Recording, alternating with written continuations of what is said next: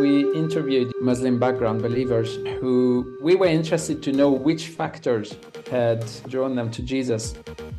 And the spiritual needs which were better answered by faith in Jesus than what they knew in Islam. The very top of these spiritual needs were first the love of God and then also the freedom from loneliness. So it's these kind of people who feel alone, who feel left out, and who don't feel loved. Hi guys, welcome back to Raw Mission, the podcast where we bring you challenging and inspiring stories of ordinary folks sharing the good news of our extraordinary God in some of the toughest parts of the world. I'm Matt, your host, and today I'm delighted to have John on the programme. He and his wife met on the field and have been serving the people of North Africa for more than a decade.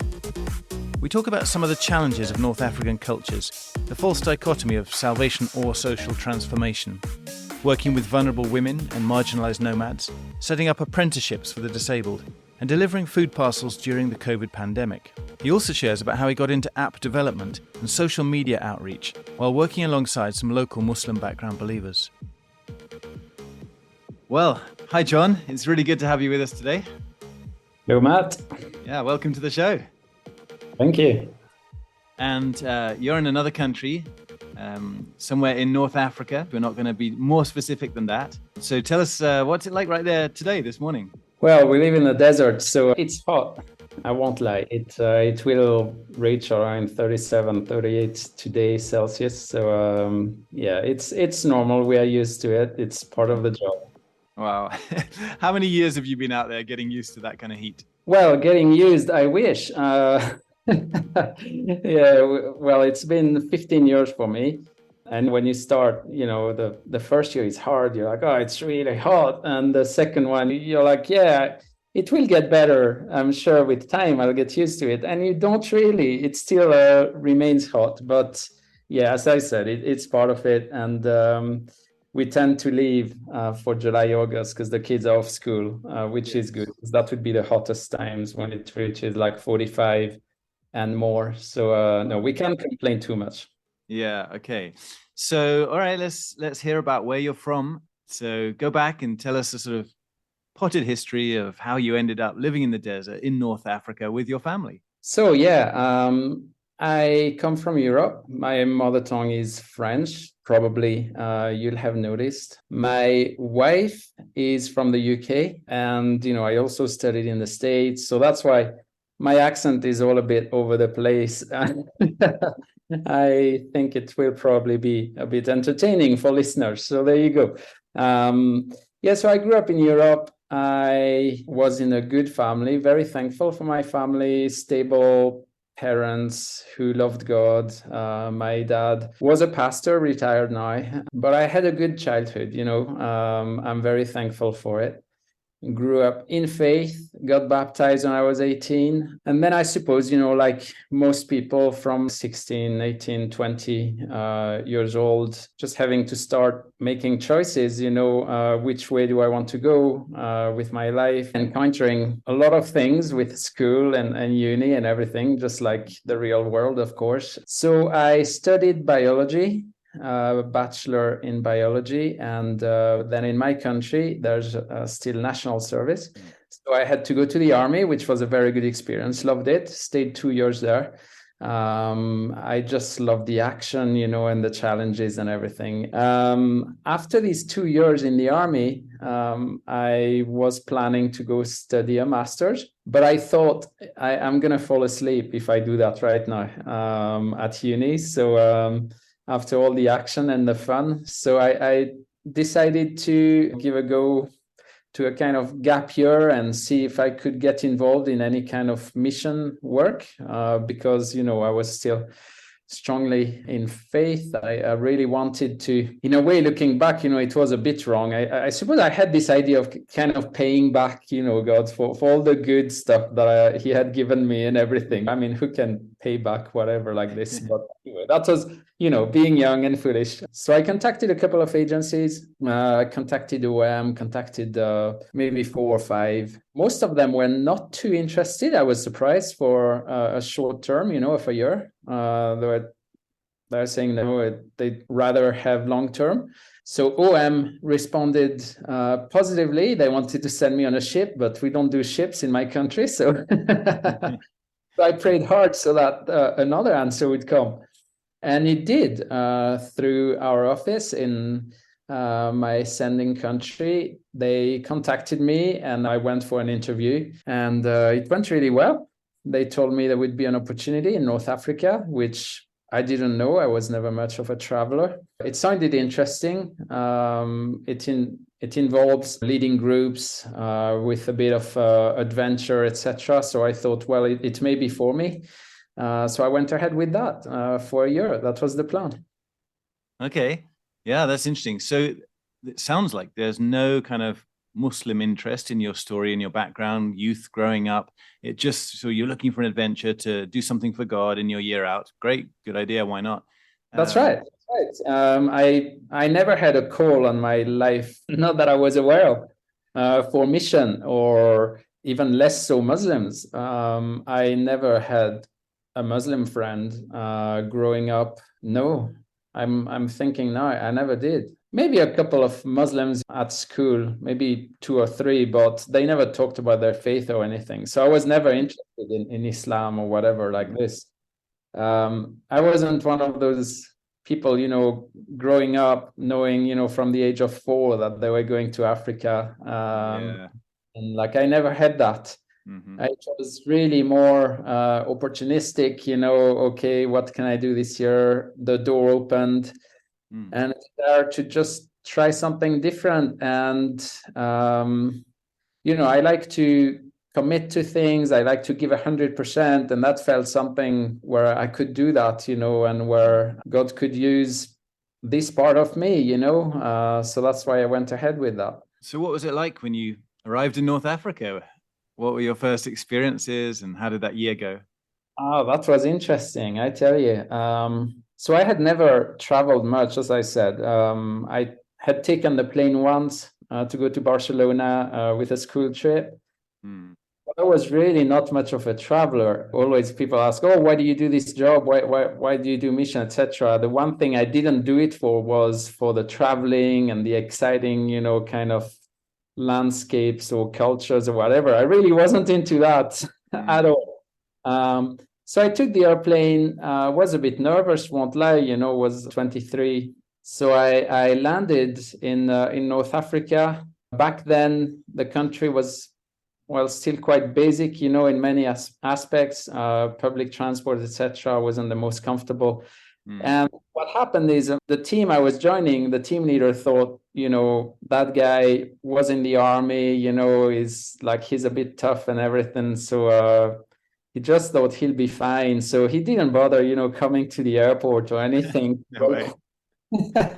It was a bit of a drive for him. It was like 4 hours, over a mountain pass, which I didn't know at the time. So he didn't come. He just told me, look, when you land, you go to that place in town. He gave me the name. And there you will find a bus which leaves at 12 midnight. And it's an overnight bus. Take that bus. And in the morning, I say 4 hours drive. It's with a car. But with the bus, it's 7 hours. So, oh, wow. Then he said at 7 o'clock in the morning, you'll arrive in our village and I'll be there waiting for you. Wow. So that was, that was interesting. So I landed, got into a taxi, and I tell the guy, okay, I want to go to that place, because I'm used to Europe, you tell a taxi, I want to go to that place. He says, fine, and drops you off there. Well, that taxi driver says, why do you want to go to that place? I'm like, well, because I'm catching a bus to go to that village and everything. He says, oh, right, okay, yeah, no problem. And he drives me to a different place where there are buses, but just not the one I was after. Yeah, probably a family friend of his who runs a different bus company or something. It may be, I don't know to this day, but so I arrive at a taxi bus station, take my stuff out, and I start going to check out the counters kind of things, and I say, oh, I want to go to that place, and they say, well, it's Ramadan, and we actually don't have a bus going quite exactly to that place, but we we can get you like 70% of the way. We bring you to that town. And I was like, "Ah, that's not ideal." So anyway, thankfully, I could send a text message, no smartphones back in the day. I could send a text message to my team leader to be, and I said, well, I'm sorry, the bus doesn't go there. So I'll arrive somewhere different. He says, where are you? And I said, I don't know. It's a bus station. Said, well, ask people around, where are you? So I asked, and I texted back where I was to the team leader, and he says, well, it's not the right place. I didn't tell you to go there. Like, well, so he says, take another taxi and tell them to drop you off at the right place, which I did. So I still had a bit of margin. So at 10 o'clock, I drank my first mint tea there, waiting for the bus. I had never tried that before, liked it. Lots of sugar, mind you. And at 12, I started with the bus. And that's when I discovered it was going over a mountain pass. It's about 7,000 feet above sea level. I had no idea. So I wasn't prepared for that. It was just in my T-shirt. It was 3 o'clock in the morning at like 7,000 feet. So it was a long journey, but I arrived at 7 o'clock in the morning, and my team leader was there with a small moped, and that's how it started. Yeah, it was an adventure. Wow, that's cool. And so what were you supposed to be doing that year? And did it turn out like that, or did you end up doing something totally different? Well, usually it's recommended the first year you give it mostly to like learning the language and culture, etc., which was the plan, and it also happened like that. What they say is that the harder the context, the easier it is to learn the language and the culture, which I found to be true in my case. I was a single. 2 months after I arrived, my team leader went on sabbatical. So I ended up being alone there, which is not recommended usually for a couple of months. I wouldn't recommend that to anybody. If I had team members now coming, I wouldn't do that. But back then again, God knew I was fine. I was happy. I had a roof over my head. I'm quite extrovert as well. So it was good. I was living alone there. The first month, usually we recommend would be at least a month would be given to a homestay. So that's what they did. Again, my team leader thought, okay, it's an army guy, that's fine, he'll be okay. So he found a little village up in the mountains. It was February. It was really cold up in the mountain, about 5,000 feet high, and it gets really cold. And at that time there was no electricity, no running water, and also no network in the village. So the team leader and his family, they dropped me off there. Give me a little of an introduction to the dad there, the head of the family. And he told me, look, every Monday there's the soup. It's the market. So a minibus, a van kind of thing will come through. You'll get on the van with the head of the family. You'll go to the soup. And it was an hour and a half on the off-road, and you'll be in the market. And in the market, there's a butcher who has a landline for the phone. So you go there every Monday and you call me and you tell me that you're fine. So that's what I did. Every Monday, I would go to the market, call my team leader, say that everything was good. And basically, twice a day, I had language lesson, with a young guy there who would help me with. It's a very intuitive approach to learning language, so that worked well. Were you learning the national language, Arabic, or a local language? I was learning a local dialect. Okay. It's about 9 million people speaking that dialect, so we reckoned it was a large enough group of people to make the effort to learn the dialect. And did that family have any French? Because you said you came from a French-speaking country. No. It was the guy had a little bit of German because he had worked with German tourists. I had a bit of German as well from school. So sometimes we would exchange a couple of words in German, but it was just that one guy, just that the language helped everybody else in the village. They only had their dialect. So that's what I said, the hardest, the context, the easiest it is. Yeah, that's kind of full immersion. Yeah, that's the way to just bond with the community and Absolutely. learn fast. You have to. It's sink or swim, isn't it? After a month, I had 700 words of vocab. So it was really a crash course, baptism of fire, whatever you want to call it, but it worked well. Yeah, very thankful for that time. So after that month, then, went back, got a flat, and then, as I said, team leader left. So I was alone for a couple of months. But it was really good. Kept working on language, and then also had a couple of groups coming through. So back then we would have had some prayer groups, some church groups coming to intercede for the area, to discover as well, maybe some people who had an interest, in this kind of work, and we would give them an introduction to all that. So that was good. Going around with people, enjoyed it. And how did you find the local culture? I mean, you'd never experienced anything like that before. You were in the deep end, in a village context, a desert context. I'm trying to think, you didn't go with a strong sense that this is my 10 or 20-year calling, so it's worth it. You're thinking I might just be here for a year, and yet somehow you just got into it.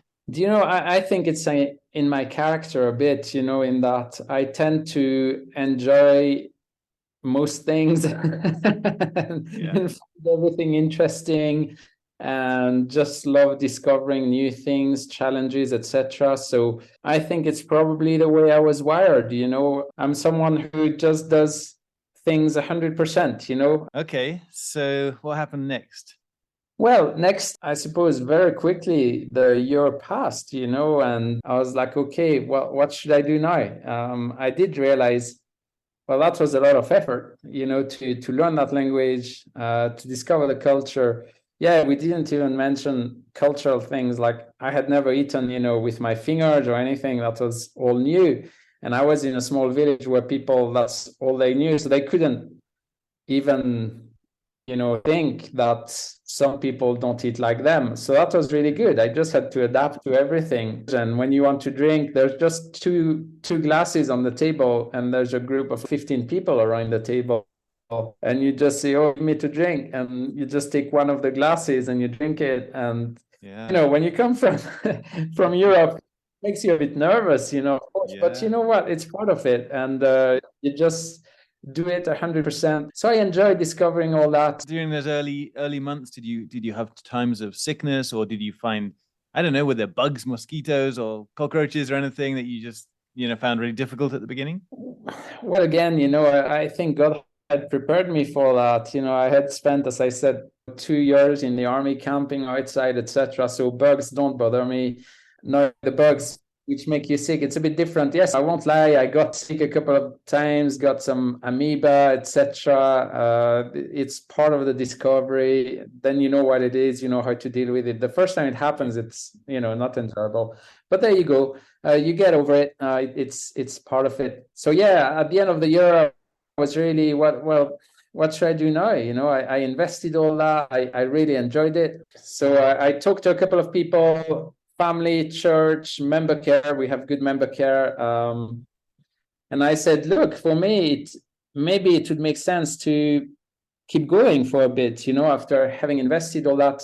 And pretty quickly, all the lights were green. And then it just made sense. I never had like an incredible kind of sense of something. It just seemed to make sense. So I kept going there. Wow. And you've been there a long time now. Yeah, it's 15 years this year. Tell us how you met your wife then. So that was actually in the second year being there. As I said, we were hosting some groups coming through. And there's a group from the UK with Baptist youth. They came for 10 days. It was in August. I wouldn't do it again. Far too hot for them. Yeah. Really, they all had like red faces and were like lying on my carpet. After a bit, I decided to take them to the mountains, and that was really nice. Went up, and then of course the temperature comes down as you go up, and so then they came back to life. And one of the participants, yeah, Faith, we'll call her. She really enjoyed the country, really felt something. She also never had a calling for like to go to a foreign country or something, but it was the first time she was in a country where people have never heard about Jesus. And that was very life-changing, we can say, for her, in that it really led her to consider just changing, everything. And back in the airplane, I was, my English wasn't great at the time. So we didn't speak much during the trip. They also come from a place where they have a very strong accent. So I couldn't really understand much. So we never talked much, but flying back, she really felt from God, it may be something for her. Not talking about getting married or anything. We hadn't talked about anything together, but about the country. She really felt maybe that would be something for me. She does medical work, so she saw as well a need. But she told God, look, I don't think I could do it as a single. That would be difficult in that kind of context. As a single woman, I don't think I could do it. So you'll have to sort that bit if I'm supposed to do that. So that was kind of her prayer, in the airplane going back, and God did. So Wow. And how long did it take then before you guys started, maybe dating or? Well, it took I think it was 2 years in total. So they went back and she wrote an email just saying, hey, thanks for the experience. It was great. And that was the start of it. Most people, they go back, they're very busy and everything. But she took the time to write a little note. Thank you for that. And then, we kept exchanging emails. It was taking quite a lot of time to me, because writing in English, I wasn't great at all. So it was a lot of effort. After a while, maybe I was too matter of fact, but there you go. That's who I am. After a couple of months, I told her, look, it's taking me a lot of time to write all that. So really, if we keep getting in touch like that, it would be, to see if something could happen between us. Nice. So she said, yeah, I'm fine with that. So that's how we got together. So that was after a few months. 6 months after having met each other, we met again in person in her country. 6 months later, we were engaged, and after a year, we're married in the UK. Great. And you've got kids now, do you? Yes, we have 2 children. Yes, 6 and 9. Great. Okay. And what have been some of the toughest parts of living in that country for your wife then? Well, for my wife, things are much more difficult for expat women, in this kind of context than for men. I dress basically the same way that I would back home. I never wear shorts anyway back home. You don't do it here either. So I really don't have to change anything being a man here. Also, so there's that aspect of dressing. If you're a woman here, you have to be much more modest and everything to adapt to the culture. And then there's the other aspect as well of, it's a very strong patriarchal society here, and men often won't pay much attention, to women. They consider us being less, etc. Even probably some wouldn't agree with that. They would say, no, it's not the way at all. But I mean, just look at even inheritance. A woman doesn't inherit anything. It comes from Islam, and it's still the way it's being done here, in the country. So, that just shows through a very practical example, they are just being considered less. So that's difficult. It can be difficult. Also, the fact that men, out of respect, won't look at a woman in their eyes. But of course, coming from our cultures, it doesn't come across as respect, and so these are all things that women have to process and get used to. And it means very often for women, there's a much higher kind of underlying level of stress, because of all these elements. And it gives you then, of course, less margin, to deal with like unexpected things or little frustrations of life, especially at the start when you have to learn so much. So it is much tougher for women. It has to be recognized. Agreed. And also, on the street and everything, you will have then sometimes young men who will just say, hey, hello, how are you? These kind of things. It's not meant to be nasty or it's not dangerous, but it just adds to everything. So it is harder for women. There's no two ways about it. Yeah. Let's go on to hearing about what do you do day to day? What kind of job do you do out there? And what do you see in terms of the emerging church in your area or the gospel witness in your area? So we came at a time when there was really not much at all going on. One could argue even to this day, it's still very unreached area that we work in. Of course, that's what we do. So that's why we're here. But we've seen a lot of things evolve over the years in terms of platform, giving me the right to stay here. Well, as I said, I welcome groups, etc. So that gives me a work that allows me to stay here. And then, of course, we wanted to be part of seeing people coming to Jesus, etc. And probably when I first came, I had, because of my background, I'm from a very small free church, quite conservative. For us, outreach is verbal proclamation. So that's what I had in mind, coming here, that I would learn the language to a level which would allow me to, on top of my job activities, in my free time, I would go and try and have chats with people and recite a Bible verse that I would have learned. So I was very much always defaulting to evangelism being verbal proclamation of the word. Mm-hmm. It was just my background. That was my default approach, coming here.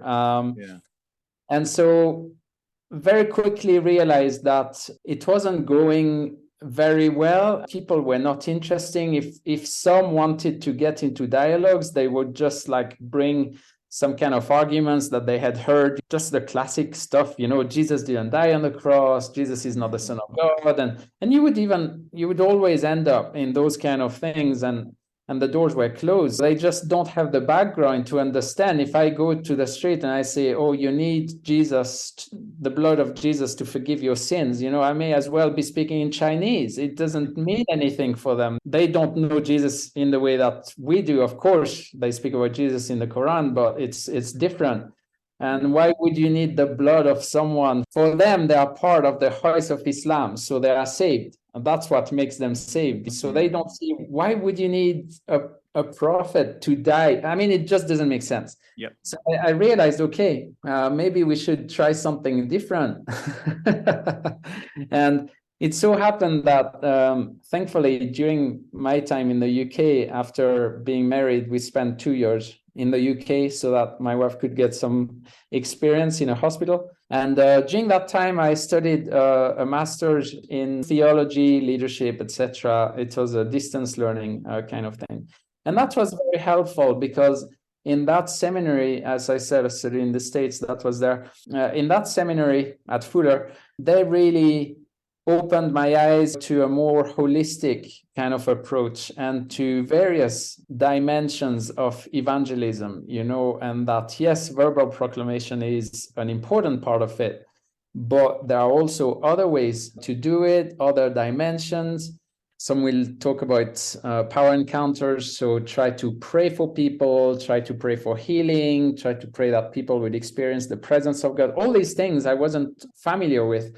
And then some would also argue that we need to engage in social action, social justice, compassion, etc. That it was very important to Jesus. Why shouldn't it be for us? And just really encouraging to have a more holistic approach to ministry. And so I find that very enlightening. And when we came back as a family, we really had the desire to engage in a form of ministry which would be more, again, holistic. So that was the dream. We didn't know how that would work out because we weren't affiliated to any charity or anything like that. But we just knew that was the way we hoped to go. Yeah, if that makes sense. Definitely. No, that's really good. I mean, Yeah, I studied a couple of years at All Nations Christian College in theology and missiology. And yeah, we were talking about exactly the same kind of things. We had people who are coming back from all around the world doing different kinds of Christian ministries. And yeah, of course, the scriptures. I mean, we studied lots of stuff through Leviticus and Deuteronomy, just about God's heart for the poor. And it's all there through scripture and the ministry of Jesus and Acts of the Apostles, caring for widows and orphans, as much as at the same time as proclaiming who Jesus is too. So yeah, wholly on board with you there, bro. And the teams I worked with in Pakistan, yeah, they did lots of stuff, community development work and adult literacy projects. And yeah, we care for the whole person, don't we? Mind, body, spirit, and everything. Well, absolutely. I don't know how I had missed it, for some reason back in Europe, but really, when you go back to the way Jesus was, the 10 lepers, he knew that only one would come back and would be interested in more. He still healed all the guys, he fed the 5,000. He didn't ask first, are you really interested to follow me? He just showed the love of God in some practical ways. There was no string attached. And so discovering that, then we asked ourselves, okay, how can we do that in our context? How can we integrate that to the way that we live here in this country? No, that's great. And I sometimes say, to young Christians who are very strong on social justice in the church here in the UK, well, look, we're all about planting churches and making disciples at Frontiers. But if we believe the kingdom of God is coming, it comes through following Jesus, churches being established, communities of belief and practice. Actually, social transformation will happen if the gospel takes roots in our hearts and in the communities we're part of. So it is all connected. You could argue the best way to do social justice is by, preaching the gospel, but it must have an outworking in all sorts of ways, creation care and caring for the poor and structures as well, and power structures. These are all part of it. Yeah, absolutely. Although I think I would argue that it's not automatic. It won't automatically happen that if you have communities of believers that then they will engage in social transformation, because we see an awful lot of churches back home, like the one I was from. They did not, engage in social justice or transformation because there was this more platonic view, of life where you're like, well, okay, I'm part of the community of believers now, waiting until I go to heaven. Yeah, that's a good point. There are plenty of churches where it's about me, it's about my salvation, and now just hang out with people who have enjoyed that too. It's not automatic but I mean, I feel like it should be automatic. If you read the scriptures, if you get discipled properly, then it ought to be. That's where something went wrong. And there are many reasons for that, of course. But we must do anything we can to try and go against that trend, which has churches. And that's very unfortunate because there's such potential and there's such power. And when people understand that as the community of believers, each church, wherever we are, when we understand that we are supposed to show a foretaste to people around us in the context where God has placed us of the completion in the end, when there will be no more sadness, no more tears, no more sickness, etc. We are supposed to show a foretaste of that. And then whatever context we are in, it will look different. It won't be the same, here in North Africa, back in Europe. Our sending church, in their context, they do some crazy stuff now. They realize with the migrants that have arrived from Eritrea, I think, they discovered these women who are now in that city there in the UK. They're very sad because they have a rite of passage when they grow up where they make a coffee pot themselves. And as soon as the leaders of the church heard that, they were like, oh, what? Okay, right. Who can do pottery? Nobody? Well, you go take a course. Hi folks, we have a new way that you could help us out at Raw Mission. Besides writing us a review or giving us a 5-star rating, if these stories that we're sharing are impacting you and encouraging you in your faith and ministry, could you send us a 10 to 20 second audio message? Just tell us your first name, what you like about the show and how God is speaking to you through it, and where in the world you're listening from. We know that we have listeners in about 100 nations, so we'd love to hear from you. Perhaps you could also tell us what your favourite episode has been. You could use one of the free file transfer websites, or just send an audio file to matt@frontiers.org.uk. Thanks guys, and now let's get back to the podcast. someone from the church wanted to take a course of pottery, came back and then organized a pottery class where these women from Eritrea can make their own coffee pot, and they experience that rite of passage. And through that, you create a space where women can be open and can talk about struggles. You offer to, hey, when people struggle, we pray for them. Is that okay for you? Yes, okay, and they feel comfortable. I mean, that's the mindset. And that will look, of course, very different. Here, we don't make coffee pots. It's not a thing. But it's down to asking God, okay, in my context, how does it look to try and create these spaces where people can experience your presence? That's great. So what does it look like in your context? Well, very good question. We discovered the fringes of the communities, the kind of people that Jesus would have spent time with. If we look at the kind of people that Jesus spent time with in the gospel, there were people in the margins, people that the righteous of the day would have avoided. It was uncomfortable to spend time with these people. It made them feel like uneasy. So we discovered in our context that there were also these groups of people here in this culture. So for instance, my wife does medical work, and she discovered that unmarried single moms were kind of the rock bottom of society here. They are considered as garbage. It's really sad. So we tried to see, okay, how can we, well, especially my wife, of course, men and women are quite divided, so I won't get into her kind of work there, of course, but how can we create an environment where these women feel at ease and they can open up and they can talk about their struggles? And how can we then help also practically, so now when such women come and my wife can help with a health consultation, we try and identify, do they need clothes for their children? Are they really tight with food, etc.? So we set up then a charity to allow to respond practically to these needs as well. We see it as having like kind of three legs. So there's the word. So every day when my wife starts work, she starts with reading a psalm with her coworkers. Some are believers, some are Muslims, but a psalm is like safe ground. So they all enjoy reading that. Then she will pray. So there's this element of word as well that she will bring in sometimes with these women as well. Then the second leg is the practical love of God. So if a woman doesn't have food, well, we, through the charity, we can help with that. If it's clothes, we can as well. If we can in any other way, we just do an assessment. And then there's the supernatural. That's the third leg, where we want to expect that the Spirit can intervene and will intervene in those situations. So we will pray that the Holy Spirit intervenes, there. So that's really the kind of three legs that we want to have in what we do. So that's one side of it, the vulnerable women and babies like that. Then we identified as well that nomads are also being seen as the bottom of everything. Actually, it's an insult here. If you call someone a shepherd, that's an insult.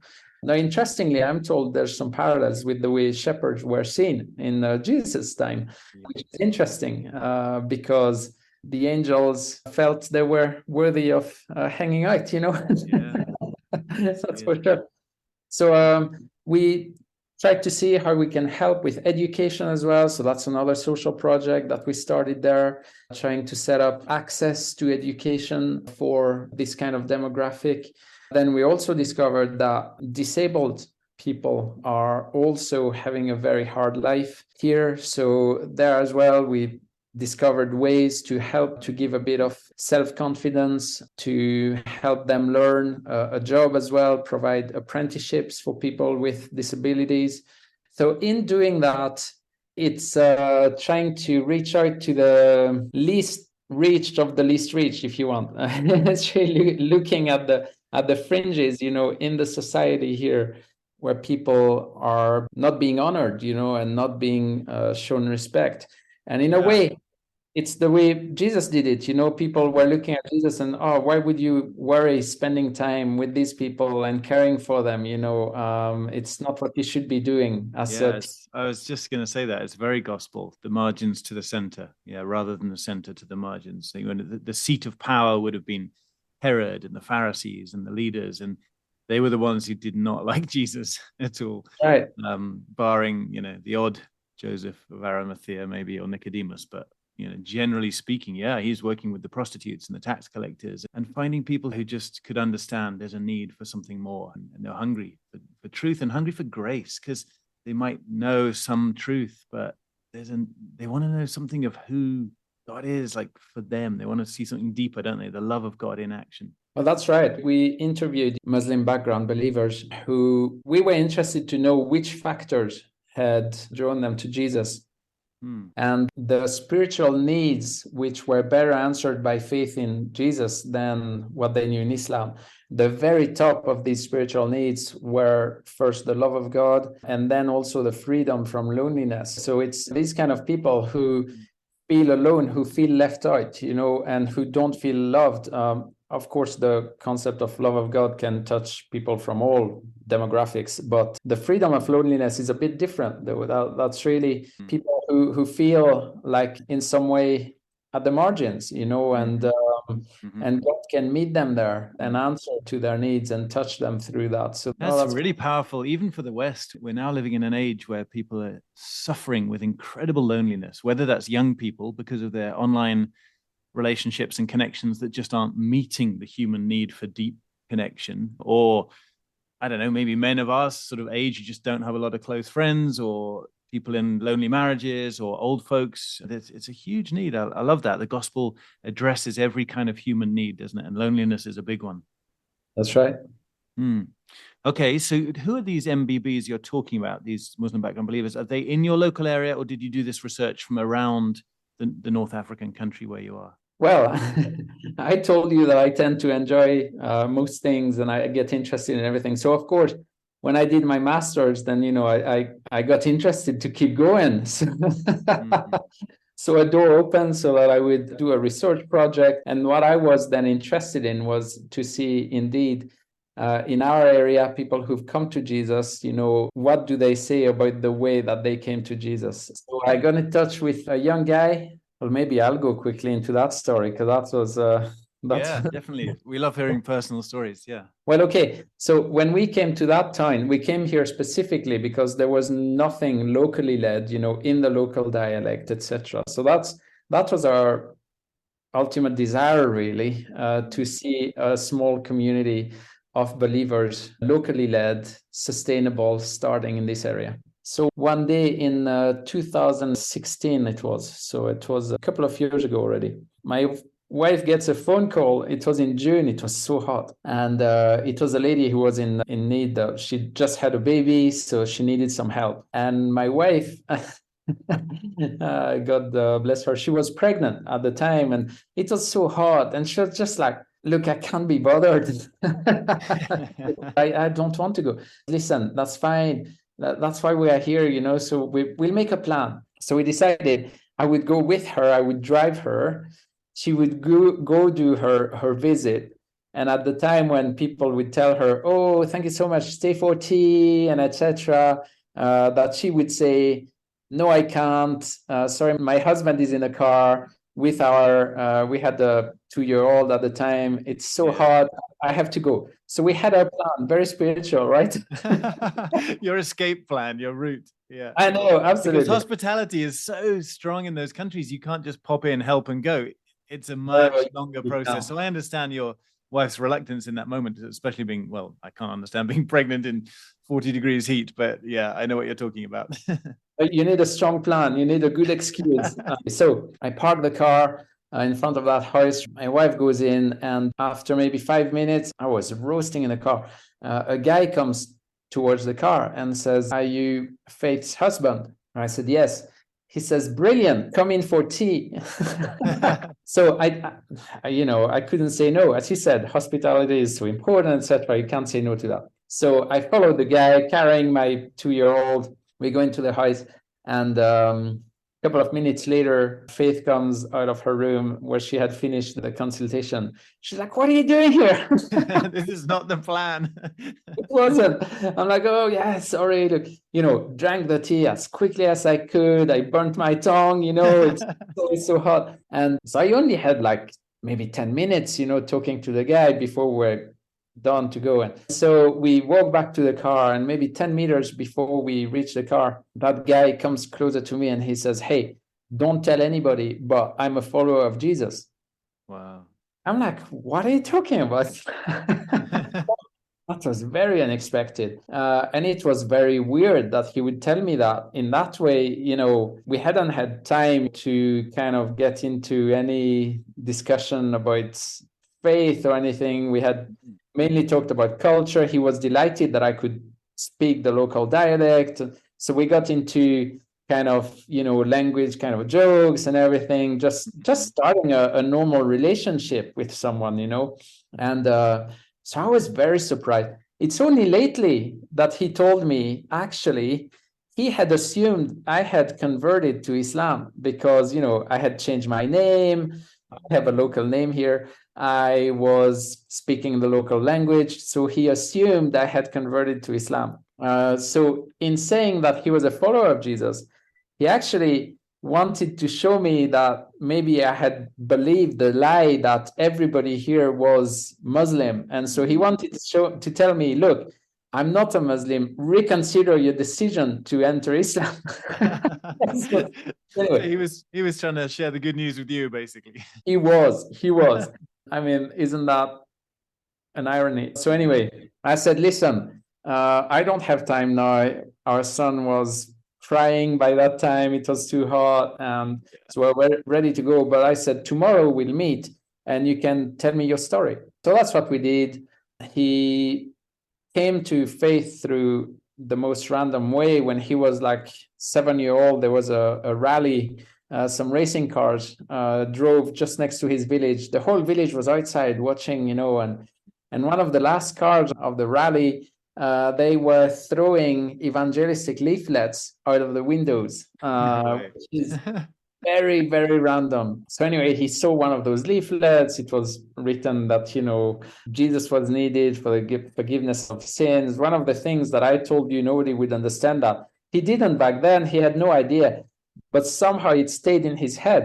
Then he grew up, got into some very enthusiastic Muslim group, quite radical. The kind of thinking, we have problems in our country because we are not good enough Muslims. So he went the whole way. Like, they had like special camps. They would wake up, an hour before the first prayer call at like 4:00 in the morning. They would wake up to already read the Quran before the prayer, So he really went 100% into that. After 2 years, he started to have some questions. Some verses didn't align with others, in the Quran. He went to his teacher and said, "How does that work?" And the teacher quoted back to him a verse in the Quran which says, "Sometimes it's better not to ask questions because you may be disappointed with the answers."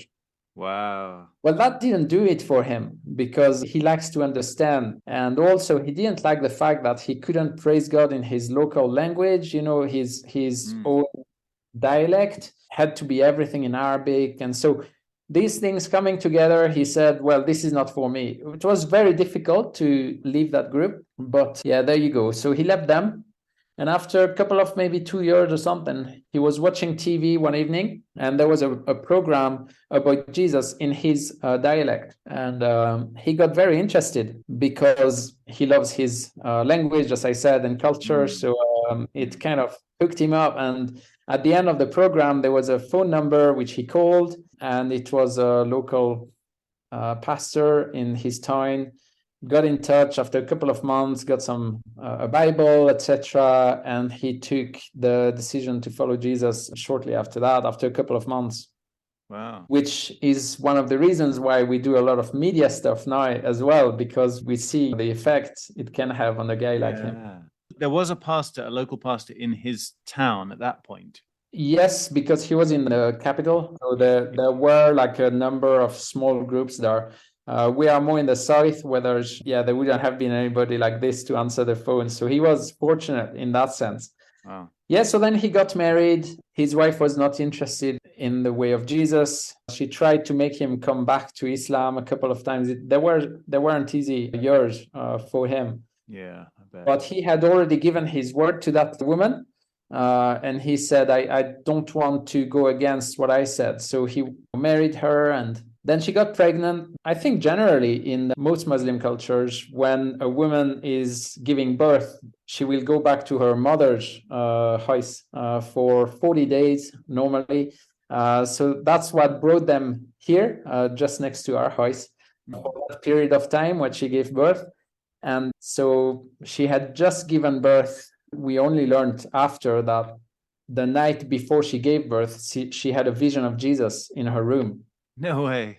Yeah. She didn't tell anybody at the time because she was still actively trying to convince her husband to come back to Islam. But Wow. Jesus gave her a vision in her room the day before she gave birth. And then, she gave birth, called my wife, and that's when the story, that's what left the so story. cool. So And he became one of your key guys then to Well, disciple yes. and mentor, or did they go back to the north? Well, at that time he had finished his story there, and I said, wow, that's fantastic. Praise God. What's next? And he says, well, I really have on my heart, my dream is to come to this area because that's where he's from originally. I want to come back to this area because there's nothing going on.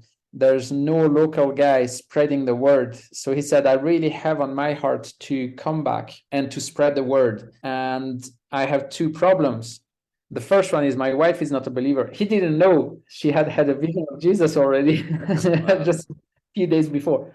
My wife is not a believer and I need a job. So I told him, look, we'll pray for that. So they went back to the north because he had a good job there and everything. Mm-hmm. We stayed in touch, through WhatsApp. And after a couple of months, he texted me that his wife had had a second, by then he knew it was the second, vision of Jesus. Then she talked to her pastor, their pastor up there, still the same guy who had initially given the first Bible, to the guy. And so she decided to follow Jesus. So that was the first problem sorted, his words.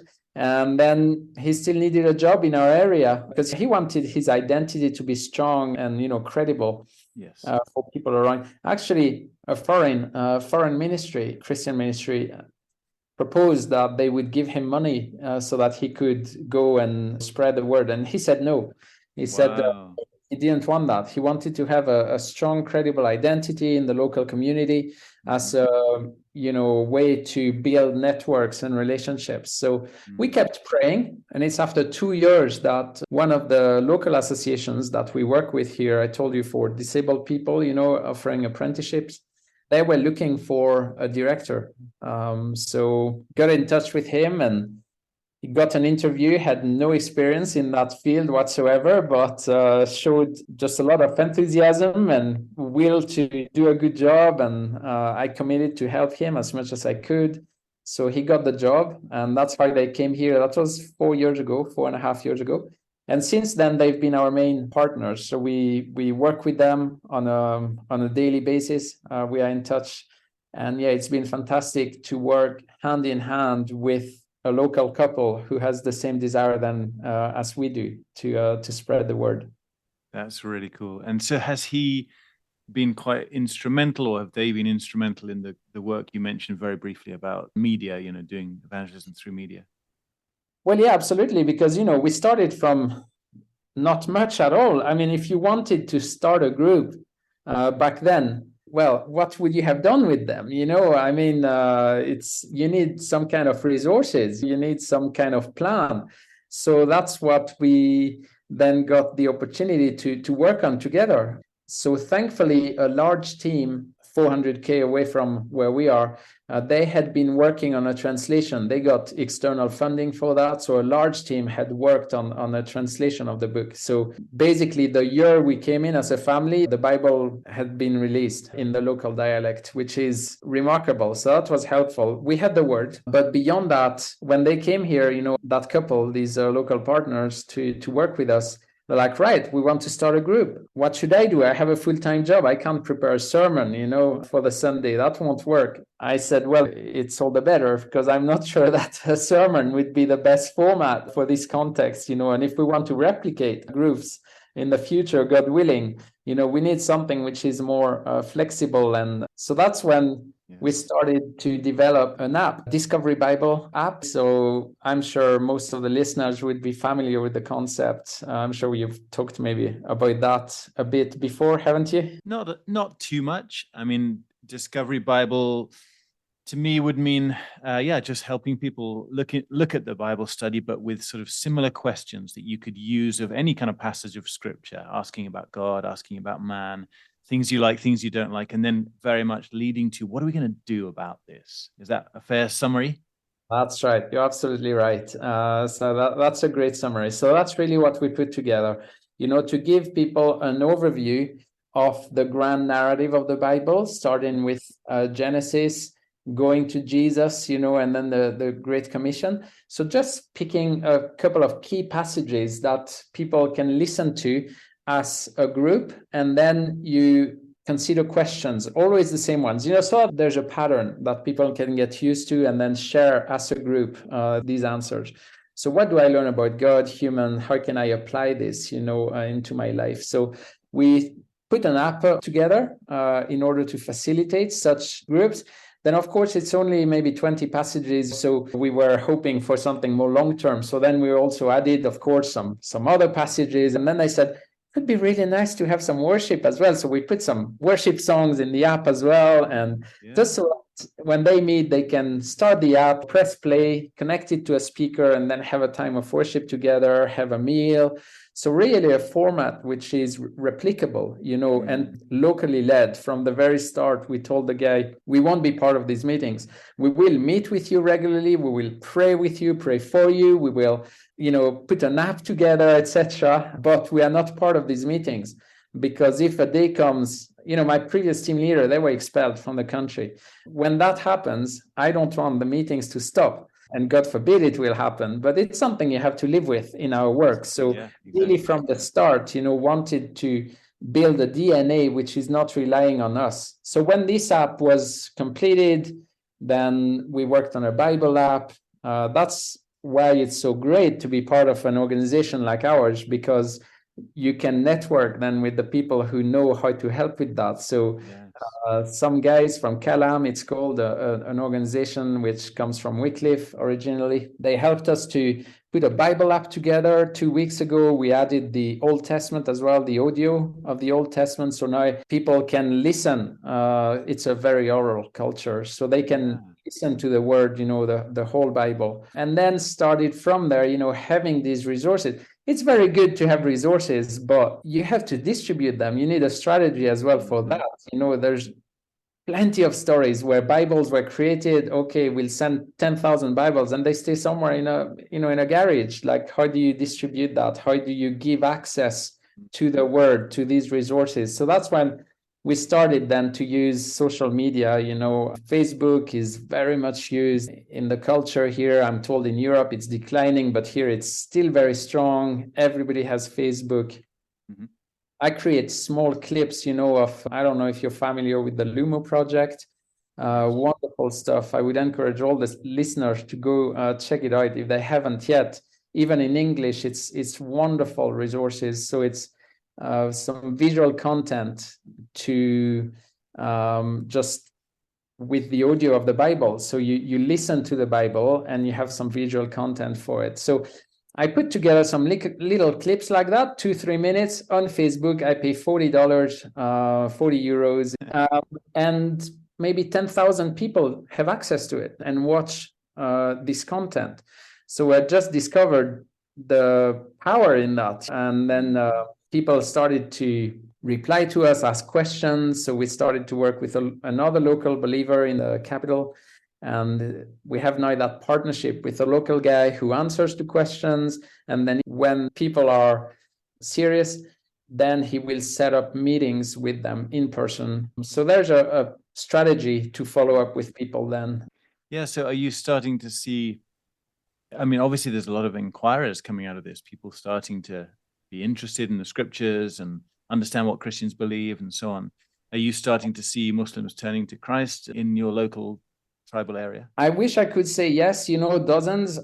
It's not the case yet. So what we see is more and more people getting familiar, with these gospel stories, etc. In other cities, far away from where we are. We've had other expats meeting local guys, having discussions, and these people tell them, oh yes, last week I saw that on Facebook. And that's the kind of stuff that we had, put up. Cool. So that's good to see that there's more and more people in the local area, in the south of the country, getting familiar with these kind of stories. In our city, it's more, we see faith spread, but it's more so far within the family of our local partners. Mm-hmm. So they've had last year, there was a brother, sister-in-law, 2 nieces, another guy, an uncle is inquiring. So we can see really interest growing within their social networks. Mm-hmm. Even the wife, she was sitting next to her dad while he was on his smartphone, and he was watching one of the videos that I had just advertised 2 days ago. so it's funny. We just see more and more ways, through which people get to hear the good news. But still, well, it feels like we have all these pieces coming together. Now we have the resources. We have the strategy to get the word out. The local partner has a strong job identity now here. So it feels like everything is coming together for something to start, but we can't make it happen ourselves. We do what we can. We put some effort in. I hope this comes across as I describe. Definitely. We have to sow, we have to water, and then the harvester has to do his work. Absolutely. It's God who draws people to himself. That's the reality at the end of the day. We play our part in whatever way we can. We are ready to engage with anything, but we need the Spirit to bring conviction to people's heart in our city. Yeah, brilliant. Yeah, John, this is so encouraging to hear. Just, the time, the way God has brought you guys out there, given you the years to really so effectively and bring local partners in. I love that. I love when the local church and the expats are working well together. It's not always easy, but it's really encouraging. Any final anecdote, personal story of a friend of yours or something else that's happening there that you want to leave us with, or any final encouragement for those who are thinking, did I ever do something like that one day? Yeah, absolutely. To come back to what I was mentioning before, that kind of holistic approach, and the power that it can have. I told you now in our local partners' family, faith is starting to spread. How did that happen? He had talked to them for it's coming to 10 years, where he was trying to witness verbally to them, and it only went as far. And when we saw things really go into second gear, it was during the COVID. It was dramatic here. There was a very strict lockdown, and so we saw that a lot of people, they would get their salary at the end of the day, and if there was no work, they were getting nothing. So there were a lot of people who were in very difficult situation in terms of just basic food. So we thought, following the example of our sending church in the UK, they do food parcels. They've done that. They have a food bank, etc. So we thought, okay, let's try to do that here. So I think we prayed in faith for 100 food parcels that we could do. And in 3 months, we did 1,700. Wow. So that's an encouragement. I want to say dream big. We didn't even at the time, we're like, okay, God, we are here. We are ready to play a part. Just open the doors. Well, that's the way sometimes God can answer. We were blown away. And so our local partner brought some of those parcels in his village, and because that was really tough for them there. And so some villagers, they all know that he follows Jesus. He doesn't go to mosque, etc. And he got a really hard time there. And when he started bringing these parcels, people would tell him, wait a second, what's going on here? When COVID hit, the imam, the local Muslim leader, closed the mosque and went to his village. You're the only guy we know who doesn't go to mosque, etc., who follow Jesus, and you're the only one who will do something for us, who will think about us in our isolated area here. This doesn't make sense. So he says, our local partner says, that one action, of showing compassion, showing the love of God, has been more effective than years and years and years of arguments. And so from that point, then we saw his brother, sister-in-law, now nieces, more and more interest growing in the village from that one action.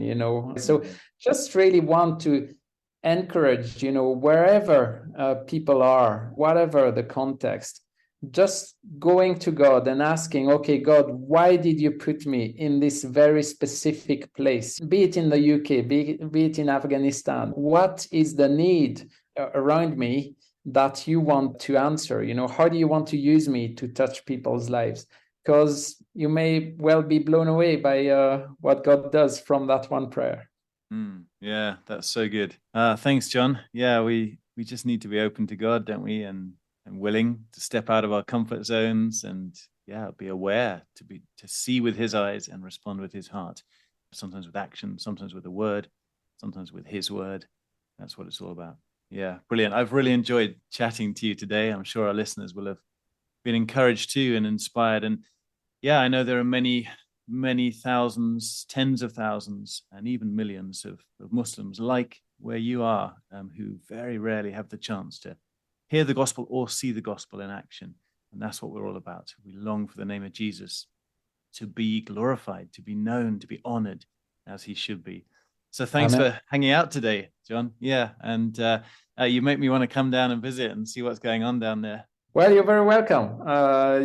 That's what we do. We still do these trips and everything, and there's lots to see. It was a pleasure to hang out, and God bless you and the work that you do there. Brilliant. All right. Thanks so much. God bless. Okay. Bye-bye. Thanks for being with us today, guys. As we close, I want to offer you a gift.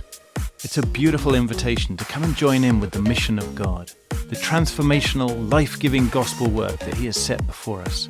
The Lord asks in Isaiah, "Who will go? Whom shall I send?" Could it be you? Might you be willing to lay it all down, to give up everything for the one who gave up everything for you? To join one of our teams in Central Asia, the Gulf, Africa, Asia, the Balkans, or the Caucasus? Or to support some of our work through prayer and finances? If your heart is stirred to respond, do reach out to us. You can contact me on matt@frontiers.org.uk or visit our website, frontiers.org.uk, or you can check out our social media platforms @FrontiersUK. God bless, guys, and do join us next time for some more inspirational and challenging stories.